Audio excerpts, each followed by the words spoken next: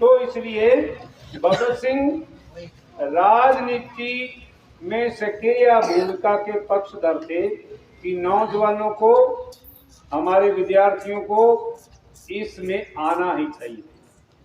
अब सवाल ये अपने तो ये होता है कि राजनीति तो यार बड़ी गंदी चीज है, तो ये तो वही होगी कि जो राजनीति में जैसे आमतौर पर धारणा ये बनी हुई है कि जो राजनीति में आ गया तो वो तो भाई करप्टी होगा, वो तो भ्रष्टाचारी होगा।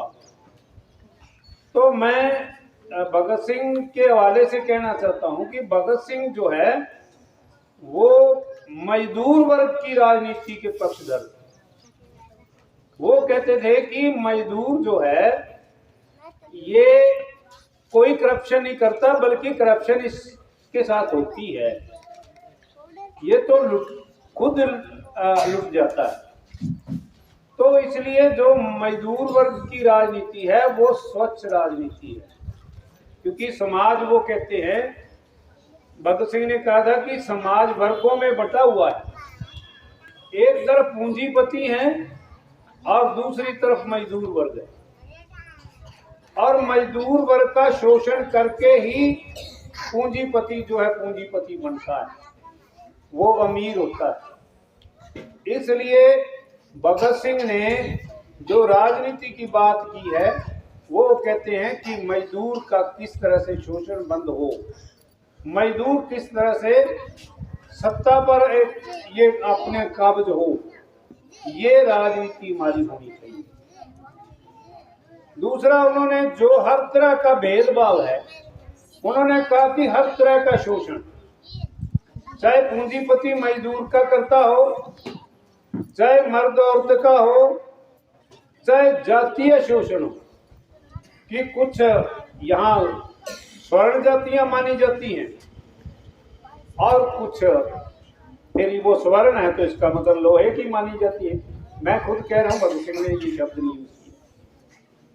तो उन्होंने कहा कि ये जातीय जो भेद है ये भी बड़ा शोषणकारी और खतरनाक है, ये भी मिटना चाहिए और बराबरी होनी चाहिए। उन्होंने खुद भी कोशिश की अपनी जिंदगी में। जब वो जेल में थे तो वहां एक सफाई कर्मचारी था, वो गोदा सिंह। तो वो उस टाइम क्या था कि ये जो अंग्रेजी टाइप की, जिनको आप ये फ्लश लैट्रिन कहते हैं, ये सीटें नहीं थी उस टाइम। हमारे ये जो विशेष वर्ग था उसको मैला ढोना पड़ता था सिर पर उठाकर। तो उनकी कोठरी जिसमें जेल में रह रहे थे वहां भी वो गोदा सिंह उठा के लेके जाता।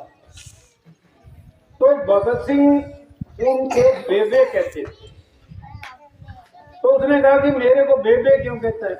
वो कहता है एक मेरी माँ थी जिसने मेरी गंदगी साफ की, वो मेरी बेबे है, और एक तू मेरी गंदगी जो है वो उठाता है, इसलिए मैं तेरे को उस माँ के बराबर समझता हूँ। आखिरी इच्छा भी जब उन्होंने वो इतना प्रेम हो गया उसके साथ, क्योंकि वो समझता था कि मतलब तू भगत सिंह का जिस तरह से जिक्र था कि ये तो बड़ा सरदार है, बड़ा वो है, लेकिन भगत सिंह उसके साथ बहुत ज्यादा नजदीक आ गया। जब फांसी भी हुई तो उसने, गोदा सिंह ने पूछा कि सरदारा बता तेरी आखिरी इच्छा जो अगर मैं कुछ कर सकता हूं। तो भगत सिंह ने कहा कि तो मैं तेरे हाथ की रोटियां खाना चाहता हूं। वो कहता है मेरे हाथ की रोटियां? हमें तो इतना नीच समझा जाता है, हमारे तो मतलब परछाई से ही मतलब नफरत है, और तू मेरे हाथ की रोटियां कह रहा है? कहता हाँ, तेरे हाथ जो है, तेरे हाथ इतने सुच्चे हैं क्योंकि ये श्रम करने वाले लोगों के जो हाथ हैं वो कभी ऐसे नहीं होते, नफरती हो गया नहीं। तो वो मेहनत का वर्ग से है और तुम्हारे साथ ये जास्ती है, और मैं तेरे हाथ की रोटी मिल जाए तो यही मेरी आखिरी इच्छा है। वो अलग बात है कि भगत सिंह को वो खानी नसीब नहीं हुई, उससे पहले फांसी दे दी उन्होंने, वो रोटी नहीं खा सकी। मतलब भगत सिंह का ये लेवल था कि हर तरह की जो नफरत है, हर तरह की जो ऊंच नीच है, वो खत्म होनी चाहिए और यहाँ एक ऐसा बराबरी का समाज हो जिसमें कोई ना ऊंचा हो ना नीचा हो, सब बराबर हो। तो इसी के साथ मैं अब विराम देना चाहूँगा। बाकी जो बची हुई बातें हमारे साथी और भी करेंगे। बहुत बहुत शुक्रिया।